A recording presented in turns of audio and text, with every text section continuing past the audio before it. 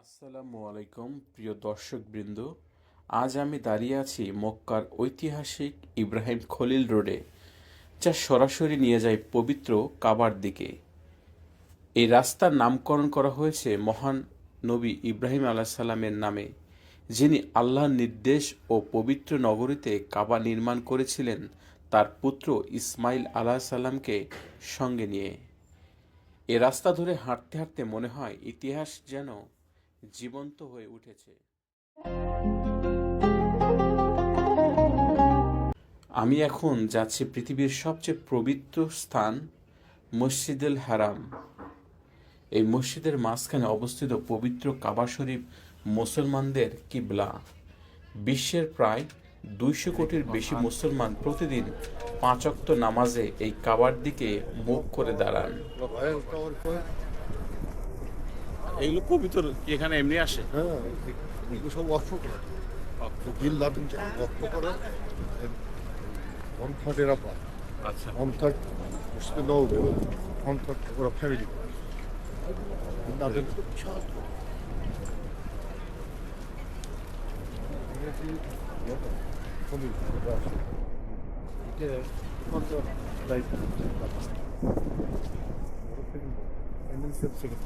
মসজিদুল হারাম পৃথিবীর সবচেয়ে বড় মসজিদ।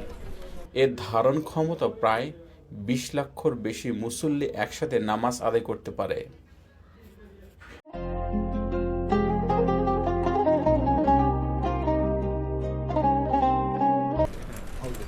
আবু বকর মধ্যে বাড়ি ছিল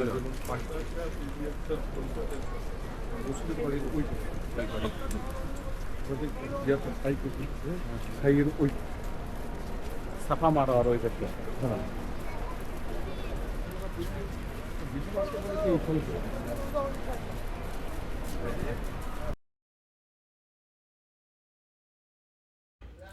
আলহামদুলিল্লাহ, আমি এখানে নামাজ আদায় করেছি। এই জায়গায় দাঁড়িয়ে নামাজ পড়ার অনুভূতি ভাষায় প্রকাশ করা অনেক কঠিন। হৃদয় কেঁপে ওঠে, চোখে অশ্রু আসে, মনে হয় যেন দুনিয়ার সব গুনাহ থেকে মুক্তির এক অনন্য মুহূর্ত। আমরা ঢুকবো, এটা হচ্ছে ফার্স্ট গেট। এখানে স্কেলেটর দেওয়া আছে। আপনারা দেখছেন মক্কার চারপাশে সুউচ্চ বিল্ডিং। সবচেয়ে দৃষ্টিনন্দন টাওয়ারগুলো আবরাস আল বাইত ক্লক টাওয়ার। বড় বড় এটা বিশ্বের সবচেয়ে উঁচু ভবন এবং এর বিশাল ঘড়ি দ্রুত থেকে এদিকে অলরেডি বেড়া দেওয়া হয়ে গেছে। আপনারা দেখছেন মক্কার চারপাশে সুউচ্চ বিল্ডিং। সবচেয়ে দৃষ্টিনন্দন টাওয়ার হলো আবরাস আল বাইত ক্লক টাওয়ার। এটি বিশ্বের অন্যতম উচ্চ ভবন এবং এর বিশাল ঘড়ি দূর থেকেও দেখা যায়। এখানে রয়েছে বিলাসবহুল হোটেল, শপিং মল ও আধুনিক সব সুবিধা।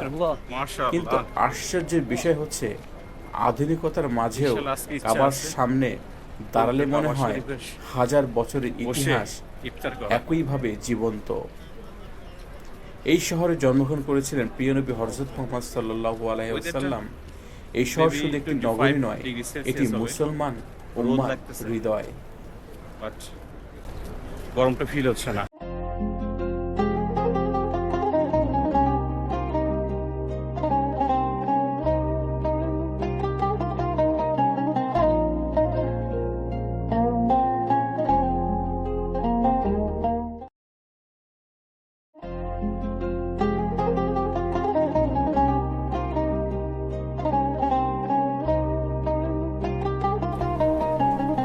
সকালবেলা ভোর 4টার দিকে আমি কাবা শরীফ তপ শুরু করি।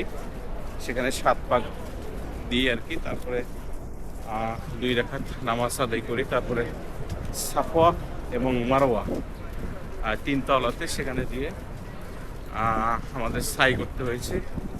সাই করার পর এই মাথাটা দেখতেছেন চুল ছিল, এটাকে মুন্ডন করে তারপরে আমরা আমাদের ওমরার কাজ সম্পন্ন করেছি। এখন আজকে এখন বাঁচতেছি জোহরের নামাজ আদায় করবো। ইচ্ছা আছে সন্ধ্যা পর্যন্ত সেখানে অবস্থান করা এবং সবার সঙ্গে ইফতার করা, কাবা ঘরে বসে ইফতার করা।